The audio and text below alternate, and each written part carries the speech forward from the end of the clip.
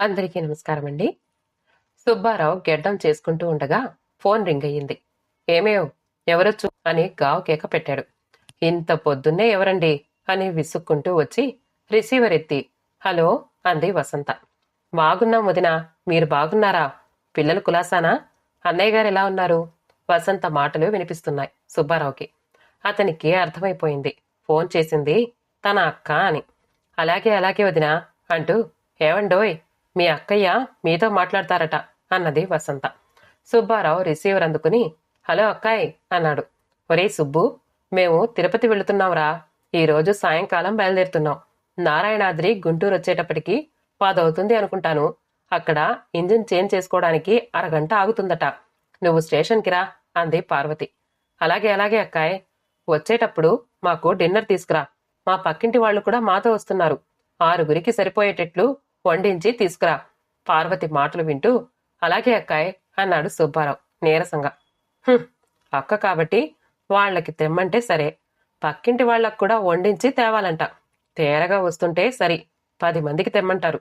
బుద్ధి లేకపోతే సరి అని కొనుక్కున్నాడు. నువ్వు పోయినసారి హైదరాబాద్ వచ్చినప్పుడు మా ఇంట్లో మర్చిపోయిన సెల్ ఫోన్ ఛార్జర్ తెస్తున్నాను. స్టేషన్లో గుర్తుంచుకుని అడిగి తీసుకో. హడావిడిలో మర్చిపోతావేమో అంది పార్వతి.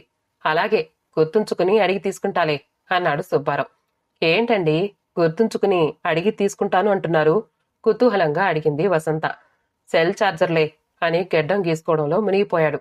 సుబ్బారావు భోజనం చేసి షాప్కి బయలుదేరాడు. అతను స్కూటర్ స్టార్ట్ చేస్తూ ఉంటే హడావిడిగా బయటికొచ్చింది వసంత. ఏమండి, ఏమి చెప్పకుండా వెళ్ళిపోతున్నారు అంది. ఏంటి చెప్పేది అన్నాడు. అదే, వదిన 6 భోజనం తెమ్మని చెప్పిందిగా. ఏం వండమంటారు? స్వీట్లు హిమనీలో తీసుకురండి. ఏం వండే పనిలేదు అన్నాడు సుబ్బారావు మూతి ముడుచుకుని. హోటల్లో పార్సిల్ చేయించి పట్టుకెళ్తారా? నేనసలు స్టేషన్కి వెళ్తేగా అని వెర్రి నవ్వు ఒకటి నవ్వాడు. అయ్యో, వదిన అంతగా చెప్తే వెళ్ళకపోతే బావుంటుందా? బాగానే ఉంటుంది. తనకి తన మొగుడికి కాక పక్కింటి వాళ్లకు కూడా వండి తేవాలట. బడాయి కాకపోతే రైల్లోనే క్యాటరింగ్ వాళ్లకి ఆర్డర్ ఇచ్చుకోవచ్చుగా. అబ్బే, ఆ భోజనం బాగుండదు. నోరు ముయ్. రైల్లో కూడా ఇంటి భోజనం కావాలంటే కుదురుతుందా? అడ్జస్ట్ అయిపోవాలి. లేకపోతే వండుకుని తెచ్చుకోవాలి.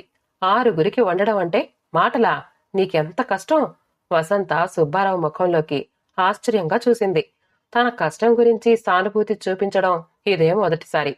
పని మనిషిని పెట్టమంటే ఇంట్లో నువ్వు కష్టపడేదేముంది? వంటేగా. ఇల్లు ఊడవడానికి అంట్లు తోవడానికి మరో మనిషి కావాలా అని తిట్టిన మనిషేనా వంట కష్టం అంటున్నాడు అనుకుని నివ్వెరపోయింది. పోనీ మీ సెల్ ఛార్జర్ అయినా తెచ్చుకోవడానికి వెళ్ళాలిగా అన్నది ఆశ్చర్యం నుంచి తేరుకుంటూ.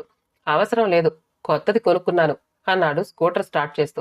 పాపం, స్టేషన్లో వదిన గారు ఎదురు చూస్తూ ఉంటారేమో మీరొస్తారని అంది వసంత. నేను ఈ లోపలే ఏదో ఒకటి చెప్తాలే రావడం లేదని, నా కోసం వెయిట్ చేయొద్దని.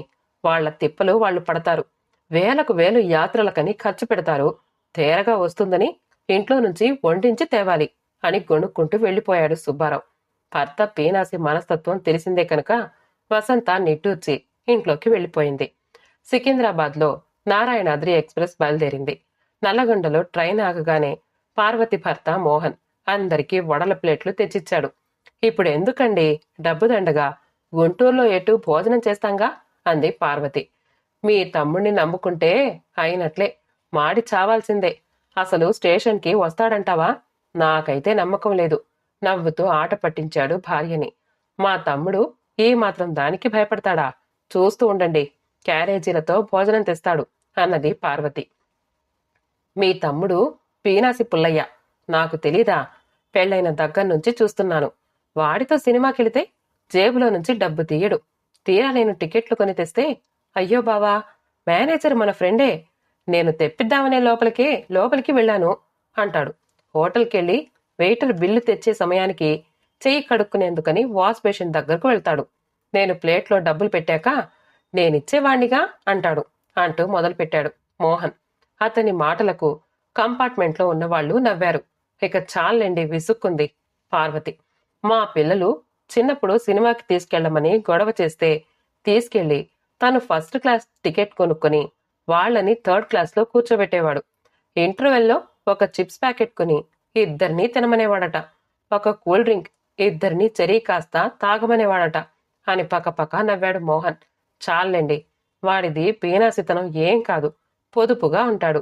చిన్నప్పటినుంచి వాడంతే. రూపాయితో పోయేదానికి 10 రూపాయలు ఎందుకు ఖర్చు పెట్టాలి అనేవాడు అంటూ తమ్ముణ్ణి సమర్థించుకుంది పార్వతి. అంతేలే, చిల్లర కొట్టోడిది అన్ని చిల్లర బుద్ధులే మరి అన్నాడు మోహన్ భార్యని ఎత్తి పొడుస్తూ. ఇంతలో క్యాటరింగ్ బుకింగ్ క్లర్క్ వచ్చి, సార్ మీల్స్ కావాలా అని అడిగాడు. అవసరం లేదు, అందరి తరపున తనే చెప్పింది పార్వతి. అతను ముందుకు వెళ్ళిపోయాడు. ఇంతలో మోహన్ సెల్ రింగ్ అయ్యింది. హలో అన్నాడు మోహన్. బావా, నేను సుబ్బారావుని. చెప్పు. సారీ బావా, ఆ అక్కాయి గుంటూరులో భోజనాలు అరేంజ్ చేయమంది. మా కొట్లో గుమాస్తాకి యాక్సిడెంట్ అయ్యింది. హాస్పిటల్కి తీసుకువెళ్తున్నాను. ఏమైంది పాపం? సైకిల్ మీద నుంచి పడ్డాడు. కాలుకి ఫ్రాక్చర్ అయ్యిందేమో పాపం. సర్లే ఓయ్, నువ్వేం చేస్తావు? గుంటూరులో నువ్వు స్టేషన్కి రావడం లేదు అంతేగా? అంతే బావా. సరే, మీ అక్కతో మాట్లాడు అని వచ్చే నవ్వుని ఆపుకుంటూ భార్యకు ఫోన్ అందించాడు. సర్లేరా, ఇప్పుడైనా చెప్పావు, నయమే. తీరా గుంటూరుకొచ్చాక చెప్పావు కాదు, చచ్చేవాళ్ళం అన్నది పార్వతి నిష్ఠూరంగా. అది కాదక్కా అని సుబ్బారావు ఏదో చెప్పబోయాడు. సర్లేరా, మా తిప్పలు మేం పడతాంలే అని ఫోన్ కట్ చేసింది పార్వతి. మోహన్, అతని పక్కింటి వాళ్ళు ఒకరి ముఖం మరొకరు చూసుకుంటూ వచ్చే నవ్వుని ఆపుకున్నారు. గట్టిగా నవ్వితే పార్వతి ఫీల్ అవుతుందని కళ్లతోనే సైగలు చేసుకున్నారు. మోహన్ లేచి క్యాటరింగ్ వాణ్ణి పట్టుకుని మీల్స్ ఆర్డర్ చేసి వచ్చి కూర్చున్నాడు. మనకి రోజున గుంటూరు గోంగూర, పండు మిరపకాయల పచ్చడి, గుత్తి వంకాయ కూర, బాపట్ల మొలకొలుకుల అన్నం రుచి చూసే ఛాన్సు తప్పిపోయింది అన్నాడు మోహన్ ట్రాజడీ మొహం పెట్టి. పార్వతి భర్త వైపు కొరకరా చూసింది. కొంతకాలం తర్వాత సుబ్బారావు ఫోన్ చేశాడు. అక్కా, సుందరికి ఎల్లుండు హైదరాబాద్లో ఇంటర్వ్యూ ఉంది. రేపు ఉదయం పల్నాడుకి గుంటూరులో ట్రైన్ ఎక్కిస్తున్నాను. సికింద్రాబాద్ వచ్చేటప్పటికి 10:30 అవుతుందనుకుంటాను. ఎవరైనా స్టేషన్కి వచ్చి రిసీవ్ చేసుకోండి. ఇంటర్వ్యూ అయ్యాక మళ్ళీ ట్రైన్ ఎక్కించి ఫోన్ చేయండి. గుంటూరులో రిసీవ్ చేసుకుంటాను అన్నాడు. ఎల్లుండా?